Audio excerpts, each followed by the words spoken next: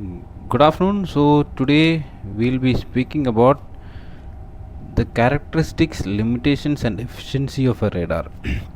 This is basically applicable in rule number 6 under safe speed. They are given this. Additionally, by all vessels with operational radar, there is a term coming the characteristics, efficiency, and limitations of a radar equipment. We all have heard about this. So, what does all this means? So, I'll be explaining it in detail. Remember, the marine radar should have certain parameters as per IMO. The main thing is it should be working without deterioration in performance even when vessel is rolling or pitching up to plus minus 10 degree. Remember this. So, the characteristics of the radar are vertical beam width, horizontal beam width, pulse length, pulse repetition frequency, wavelength. I'll explain to you in detail. Then comes the limitations. Limitations are range discrimination, bearing discrimination, maximum range, minimum range, range accuracy, and bearing accuracy. I will discuss about this also in detail. Then comes the efficiency, that is basically the performance monitoring. So, about the characteristics. See the characteristics vertical beam width. First of all, you need to know the radar is having a scanner on top, and that scanner is the one that is going to give you all the radio waves, and this same scanner is the one that is going to get back the echoes and make it into a target on your radar. So, the vertical beam width is basically the vertical angle at the scanner. So, this is your scanner. Vertical angle at the scanner contained between upper and lower edge of a radar beam. So, your radar will be giving out like this. So, this is the upper edge and this is the this is the lower edge and this is the upper edge and this is the middle. So, for a radar to be having good performance, this width has to be in a minimum. Why? The maximum power outlet is in the middle and you will be getting half power at the upper and the lower edges. Next comes the horizontal beam width. So, horizontal beam width is basically, this is your ship and this is your radar scanner waves. So, leading edge and trailing edge, and this is the middle. So, the scanner is rotating like this. So, basically maximum power will be always at the middle and the leading and trailing edges will have half power. Next comes the pulse length. Pulse length is the time taken for a pulse to leave the scanner. It is very easy. That means it is the time in interval in between the leading edge leaving the scanner to the trailing edge leaving the scanner. Next comes the pulse repetition frequency. Pulse repetition frequency is the number of pulses that are going to be sent out from the scanner in a minute. So, pulse repetition frequency is the number of pulses in 1 minute. Then comes the wavelength. Wavelength is 3 cm for X band radar and 10 cm for S band radar. Remember, X band will give you a clearer picture of coast, and for S band it will be giving you a clearer picture of things that are further away. So, basically during coastal navigation, X band is preferred. These are the 5 characteristics of a marine radar. Next comes the efficiency. Efficiency is See, all the radars have been commissioned with a certain parameter. Also, in your radar equipment, they will be having a performance monitoring function. So, efficiency, if it is 100%, that means the present value to the original value is 100 is the same, so it will be 100%. So as the radar starts growing up in age, the value starts deteriorating. Maybe the scanner or the transducer or even your display will be deteriorating. So once you do the performance monitoring, and if you can't get it with the original performance monitoring, that means your efficiency has reduced. So if the radar is functioning at 90% efficiency, that means you won't be getting the 100% output as like from a new radar. So efficiency is this. And the third is the limitations.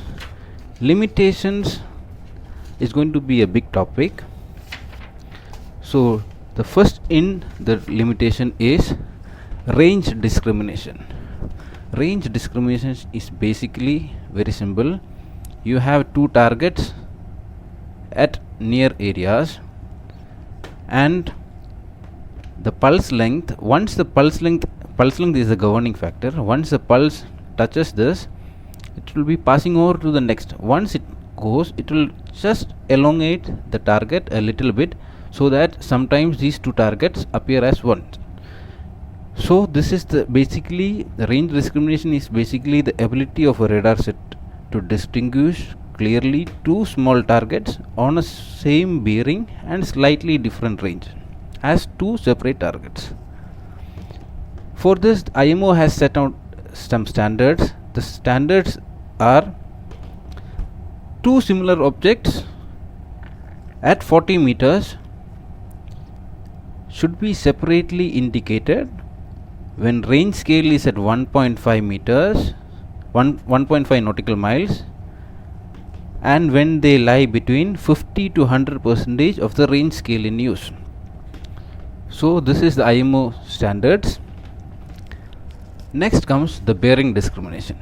Bearing discrimination is basically the ability of a radar set to clearly distinguish between two targets on the same range and slightly different bearings as two separate targets.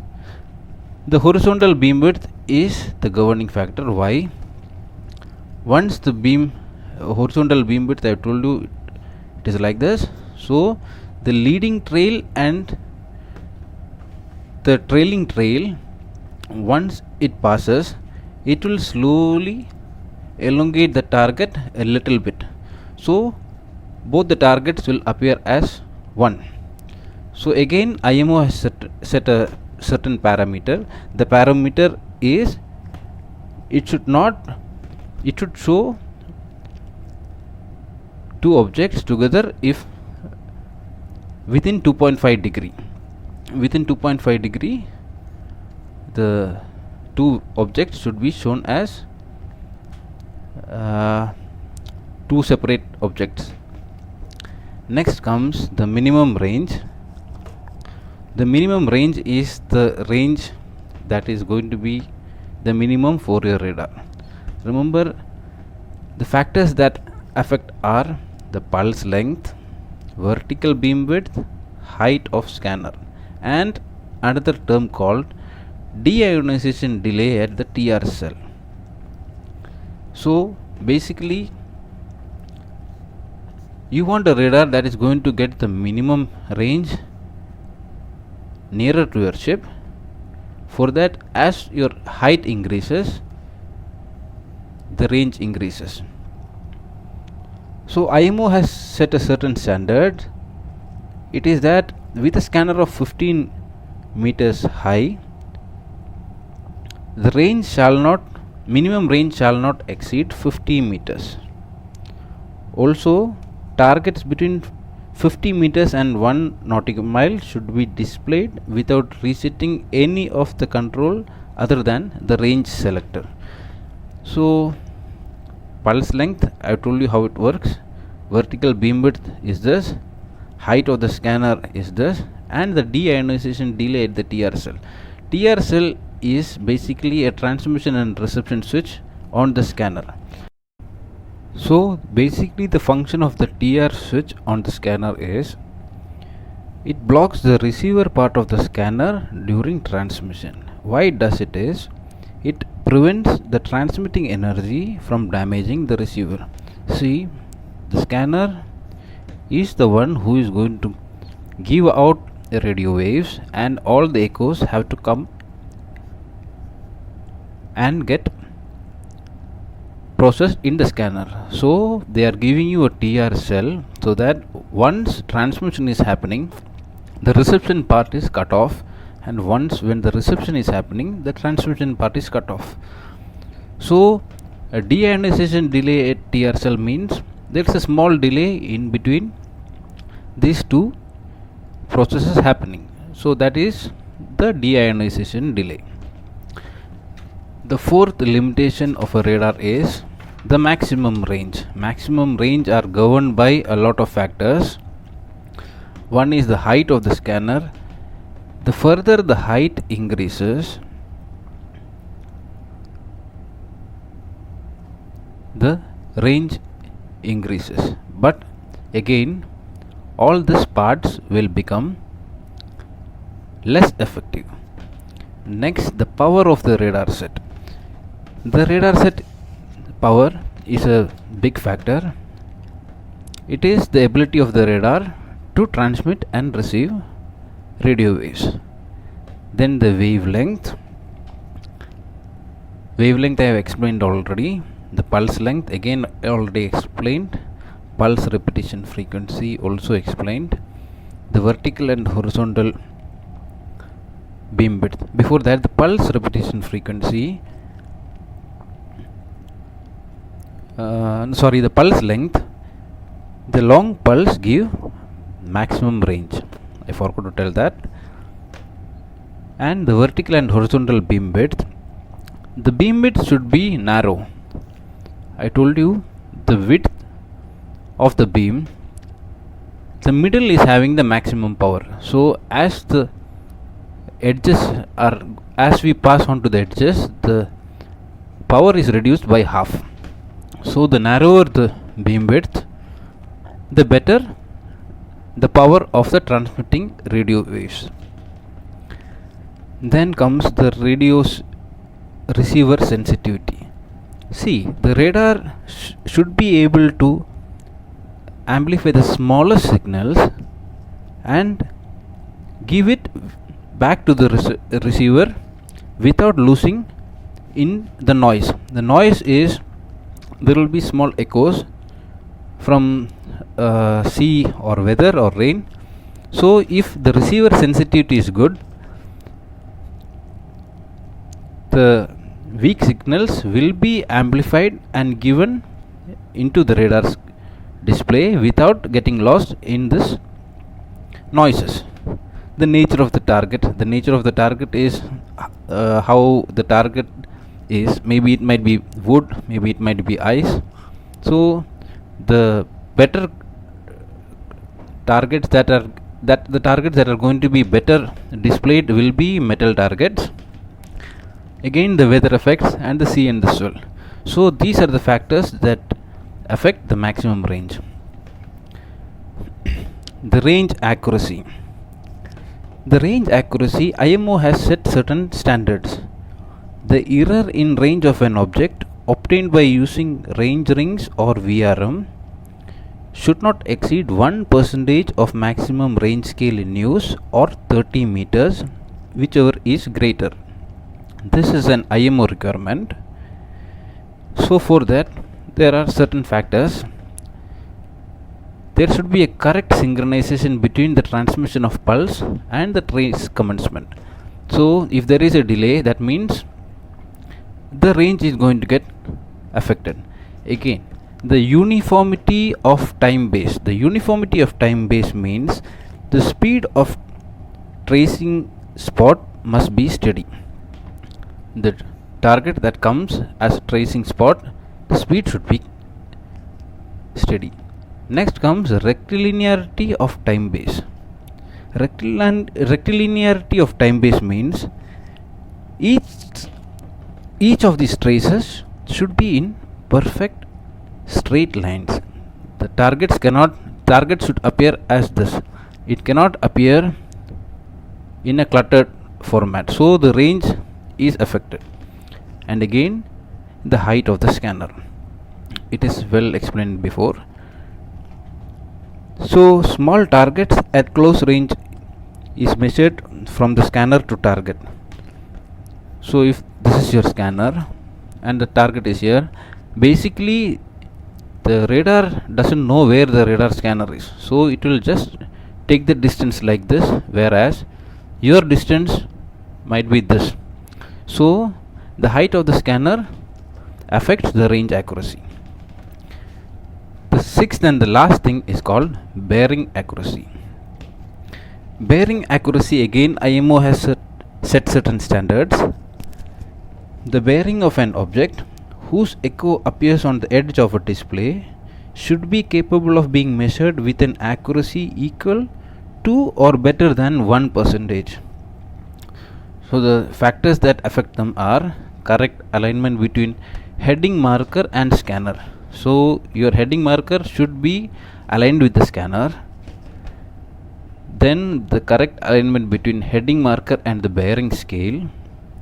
If the bearing and the heading marker are different, there is no point getting a bearing. When the radar is gyro stabilized, the gyro error, it's a factor. Again, the rectilinearity of the trace. Rectilinearity, I have told you, they should appear in straight lines. They cannot be like this. Then the scale size of the spot, that means if an object is small or big, the bearing will be different. You can see. Then the beam width distortion.